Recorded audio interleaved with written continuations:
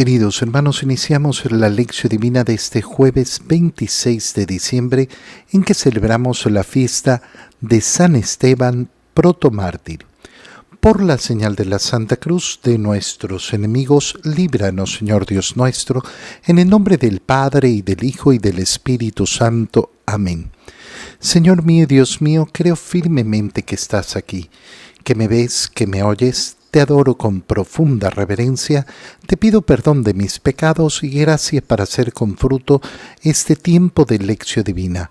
Madre mía Inmaculada, San José, mi Padre y Señor, Ángel de mi guarda, interceded por mí. Hoy día celebramos esta fiesta de San Esteban, protomártir, es decir, el primer mártir de la Iglesia. Y es importantísimo recordar que hemos iniciado el día de ayer la octava de Navidad, es decir, los 8 días desde el 25 de diciembre hasta la celebración del 1 de enero, en que celebramos a María, Madre de Dios, recordando cómo ese octavo día después del nacimiento de Jesús, acudió, igual como lo hemos visto con Juan el Bautista, a ser circuncidado el niño y a imponerle el nombre de Jesús, ese nombre que había señalado por el ángel. Es importante darnos cuenta que estos primeros 8 días de Navidad son días intensos, son días de alegría profunda. ¿Y cómo continuamos el día siguiente después de la Navidad recordando al primer mártir?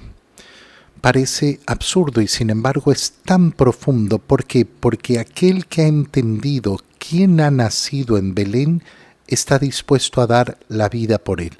Y San Esteban fue el primer mártir de la Iglesia, el primero en estar dispuesto a eso. En la primera lectura leemos el libro de los Hechos de los Apóstoles, capítulo 6, versículos 8 al 10 y capítulo 7, versículos 54 al 60.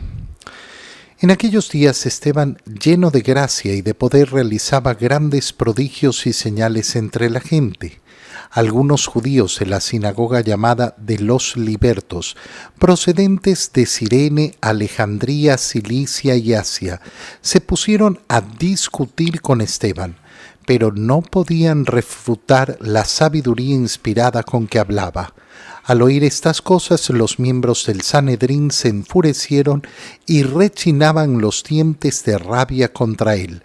Pero Esteban, lleno del Espíritu Santo, miró al cielo, vio la gloria de Dios y a Jesús que estaba de pie a la derecha de Dios y dijo: Estoy viendo los cielos abiertos y al Hijo del Hombre de pie a la derecha de Dios. Entonces los miembros del Sanedrín gritaron con fuerza, se taparon los oídos y todos a una se precipitaron sobre él. Lo sacaron fuera de la ciudad y empezaron a apedrearlo. Los falsos testigos depositaron sus mantos a los pies de un joven llamado Saulo. Mientras lo apedreaban, Esteban repetía esta oración: Señor Jesús, recibe mi espíritu. Después se puso de rodillas y dijo con fuerte voz: Señor, no les tomes en cuenta este pecado. Diciendo esto, se durmió en el Señor. Palabra de Dios. Leemos, lógicamente, en este día de fiesta de San Esteban, el primer mártir de la Iglesia, la escena que nos cuenta el libro de los Hechos de los Apóstoles sobre su martirio. Hay varias cosas importantísimas en la lectura.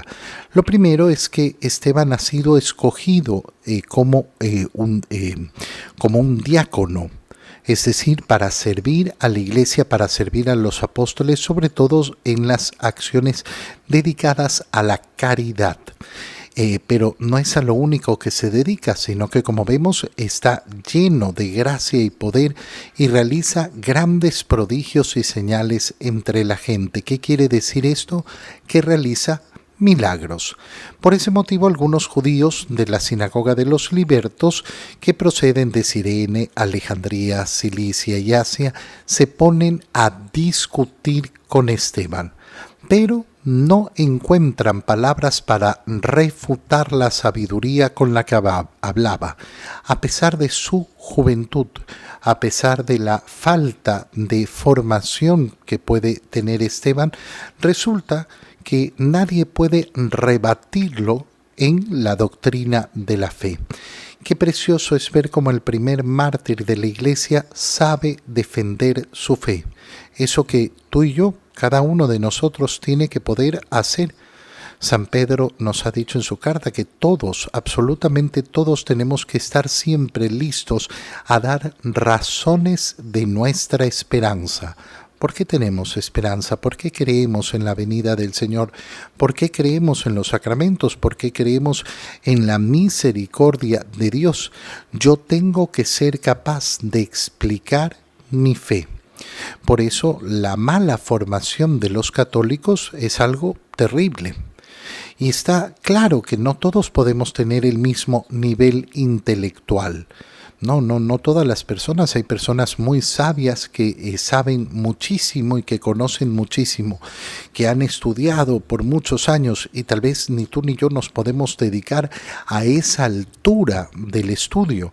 Pero eso no nos quita nuestra responsabilidad de que cada uno en nuestras propias condiciones tenga que defender su fe, que tenga que saber bien defender su fe.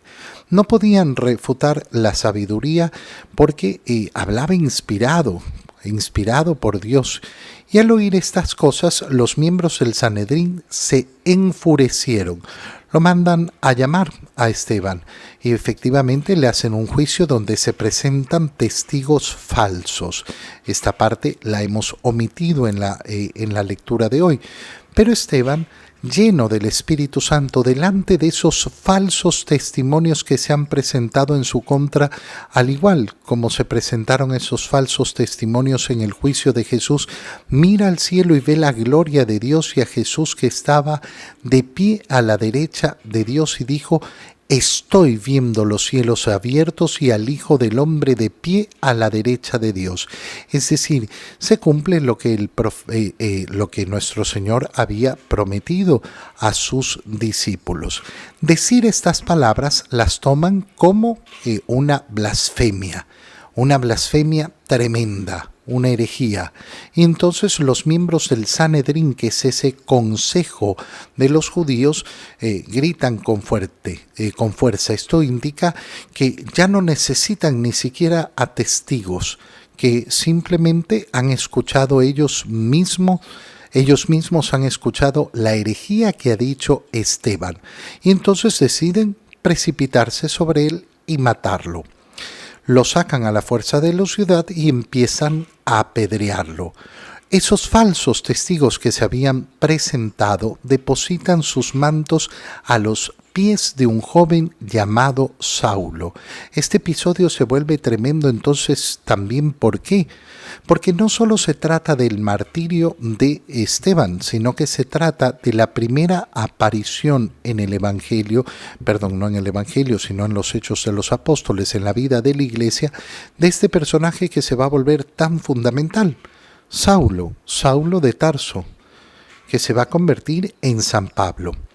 Saulo estuvo ahí, no apedreó a Esteban, pero estaba de acuerdo con lo que estaban haciendo con él, y tanto que ponen los abrigos a recaudo a sus pies para que los cuide, y él cuida los abrigos. Imagínate qué acción tan miserable la que hizo Saulo. Y entonces vemos el inicio de la historia de ese que se va a convertir en San Pablo, y el inicio de esa historia es tan lleno de esperanza para la transformación de cualquier corazón. Uno que estuvo ahí apoyando la muerte de alguien que no había hecho absolutamente nada. Pero más importante todavía es cómo termina la lectura que hemos hecho de los Hechos de los Apóstoles, porque nos dice que mientras lo apedreaban, Esteban repetía esta oración: Señor Jesús, recibe mi espíritu. En el momento de la muerte, tener ese impulso de la gracia de Dios para dirigir nuestras últimas palabras a la misericordia del Señor. Y todavía más importante, De rodillas dijo con fuerte voz: Señor, no les tomes en cuenta este pecado. ¿Qué es esto? Es una gran liberación. Mira, a lo largo de nuestra vida encontraremos muchas personas que nos puedan hacer profundos daños. Y hay daños que son terribles. Hay daños que son horrorosos y que causan en nosotros una cadena que nos ata al resentimiento. Es esperable, es deseable que las personas que nos hacen daño se arrepientan y pidan perdón. Sí, por supuesto. Pero esto sucede todo el tiempo, ¿no? Podríamos decir que la mayoría de veces no va a suceder. Y peor cuando se trata de cosas verdaderamente horrorosas. Pero yo tengo la libertad de romper la cadena que me ata a esas personas. ¿Y cómo lo hago? Justamente como lo ha hecho Esteban. Para poner un ejemplo claro, muchas veces en el confesionario a mí me toca detectar personas que vienen sufriendo desde hace muchísimos años una atadura tremenda porque han sido violentados cuando han sido pequeños. Una acción que produce un rompimiento profundo en el alma. Y esa persona puede esperar que ese que fue su abusador, su violador, venga y pida perdón. Posiblemente no. Posiblemente se trata de una persona que incluso ha fallecido. ¿Y qué es lo que tiene que hacer esa persona? Liberarse. ¿Y cómo se libera? Poniéndose de rodillas como Esteban y diciendo esta oración: en tus manos, Señor, yo pongo todo. Es decir, yo perdono a las personas que me han hecho mal y rompo las cadenas de resentimiento que me atan a esas personas. Yo declaro delante de ti que no me deben nada. Ay, pero esas personas no se merecen. Da exactamente lo mismo lo que se merezcan o no se merezcan esas personas. Se trata de la liberación personal, porque el perdón es una decisión mía. No depende de lo que haga el otro. Yo decido perdonar. En el Evangelio leemos el Evangelio de San Mateo, capítulo 10, versículos 17 al 22. En aquel tiempo Jesús dijo a sus apóstoles: cuídense de la gente porque los llevarán a los tribunales, los azotarán en las sinagogas, los llevarán ante gobernadores y reyes por mi causa. Así darán testimonio de mí ante ellos y ante los paganos. Pero cuando los enjuicien, no se preocupen por lo que van a decir o por la forma de decirlo, porque en ese momento se les inspirará lo que han de decir. Pues no serán ustedes los que hablen, sino el Espíritu de su Padre, el que hablará por ustedes. El hermano entregará a su hermano a la muerte y el padre a su hijo. Los hijos se levantarán contra sus padres y los matarán. Todos los odiarán a ustedes por mi causa, pero el que persevere hasta el fin se salvará. Palabra del Señor. De nuevo, repito que es verdaderamente hermoso la celebración de la fiesta de San Esteban protomártir, el día después de haber celebrado la Natividad de nuestro Señor. Y digo que es hermoso porque lo que nos hace es contemplar las consecuencias verdaderas de aquel que reconoce en ese niño que ha nacido en Belén a su Señor, a su Salvador. Porque si no, con cuánta facilidad nos podemos quedar en la superficialidad de la Navidad, esa superficialidad que vende el mundo, esa superficialidad que incluso puede parecer creyente. No, qué lindo el divino niño, el divino niño, el divino niño. Sí, precioso el divino niño, pero ese divino niño es precioso porque ha dado la vida por ti. Ha venido al mundo a dar la vida por mí. Y la respuesta a tanto amor tiene que ser estar dispuesto a dar testimonio de Él. Pero ese testimonio que tenemos que dar, ¿qué implica? Implica las palabras que acabamos de escuchar del Señor y que son tremendas. Cuídense de la gente. ¿Por qué? Porque les van a hacer daño. Los van a llevar a los tribunales, los van a azotar en las sinagogas, los llevarán ante los gobernadores y reyes por mi causa. Es decir, el Señor que le promete a sus discípulos que la van a pasar mal, que en este mundo la van a pasar mal. Pero ¿qué les dice? Así darán testimonio de mí ante ellos y ante los paganos. Así vamos a decir al mundo que ese niño que ha nacido en Belén verdaderamente es nuestro Señor y nuestro Dios, enfrentándonos a todas las acusaciones injustas, a todas las injusticias de este mundo, a todas las perversidades de este mundo, ante todas las maldades de este mundo. Qué bonito es saber que yo en este mundo tengo la misión de ser testigo de Cristo.